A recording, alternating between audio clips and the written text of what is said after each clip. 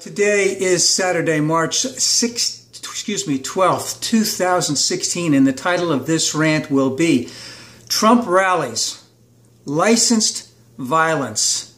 Now, Trump's rally in Illinois near Chicago or in Chicago had to be canceled last night, postponed last night. Let me make one statement right away, that the vast majority of Trump followers who went there were not there to get involved in violence. The vast majority of Trump people who were against Trump went there to be disruptive. They were not there to incite violence. But it was postponed, and we know now that Trump indicated very clearly that the police told him it was unsafe and that he needed to cancel, and he abided by the wishes of the police. But we also know that the state police and the university police clearly indicated that they never made any statement like that to Trump or any Trump official about what was going on.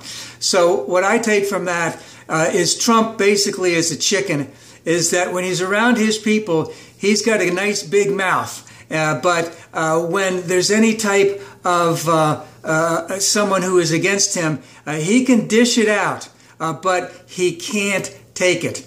Now, let's take how this is going to play out. Fox itself and all of those, all of them will basically indicate very clearly that they will only show black people hitting white people in reference to some of the scuffles that went along last night. They will refer to them as bad people, rebel rousers, agitators. You know, they're the ones that started it, and the implication is clearly that because those people of color, those people who came in to disrupt Trump's rally, it's all their fault, and therefore it is okay to retaliate against them.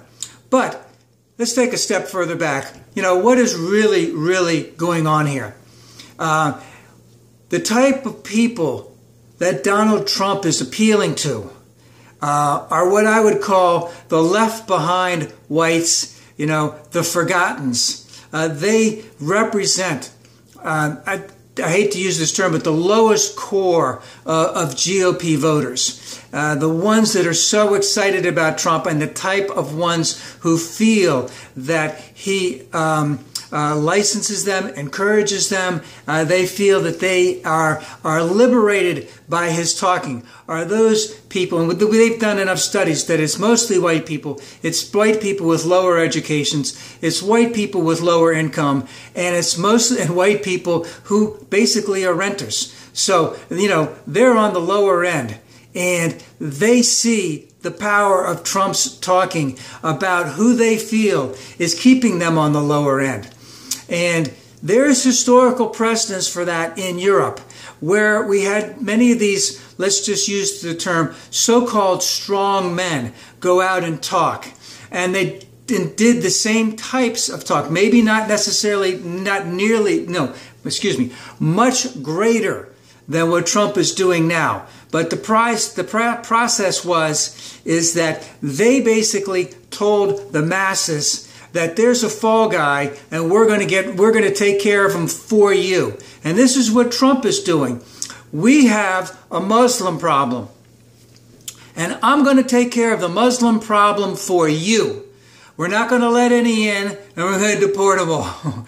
Okay? We have an ISIL problem, and I'm going to take care of that for you. We are going to get rid of them as soon as possible, and they will not be a threat to us.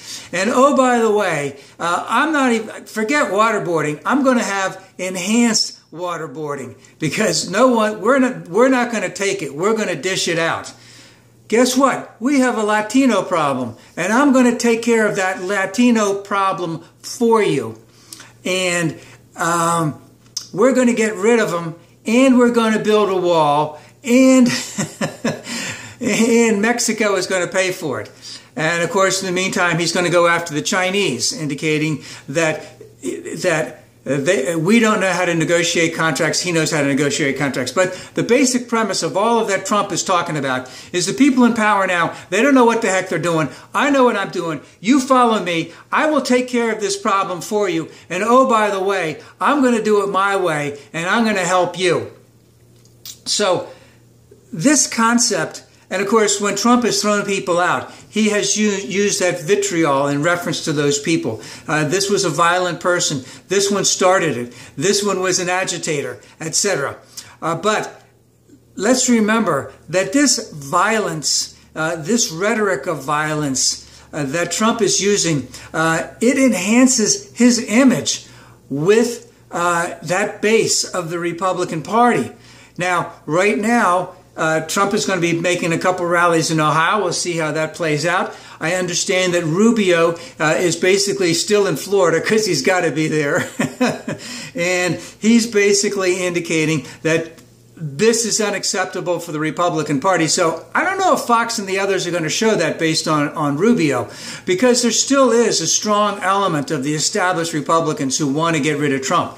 Now, Rubio's got a big problem. Number one, he's already behind by 20 points. But number two, there is absentee and there is early voting in Florida, and supposedly as many as 25% of Republican Floridians have already voted. So those who had voted for Trump, who may not want to vote for him now, you know, they're shit out of luck. But the real problem again is that these are the people that the Republican establishment, the Republican corporatists have done the dog whistles, have done the wink and the nod, have done the Lee Atwater routine, and now it's coming back to bite him in the ass. And is this the end of the Trump? Is this the beginning of the end of the Trump because of this violence that has gone on? I would say that with Trump's base itself, it can only help. But are there enough other people in the Republican Party who are willing to say, this is enough? We need to move on from this guy because he's never been anything but a huckster, a jiver. That's all he's ever been, a snake oil salesman. So that Super Tuesday is up this Tuesday. Ohio, North Carolina, Florida, in Missouri, I think Illinois. We'll see how it plays out. But this concept of Trump licensing violence at his rallies, that may have to come to an end if he wants to continue to go. But again, it will only appeal to those people even more so, almost in a sense to protect him, to show him that they got his back. But are there enough? And is there enough pushback from the Republican establishment to finally get rid of Trump?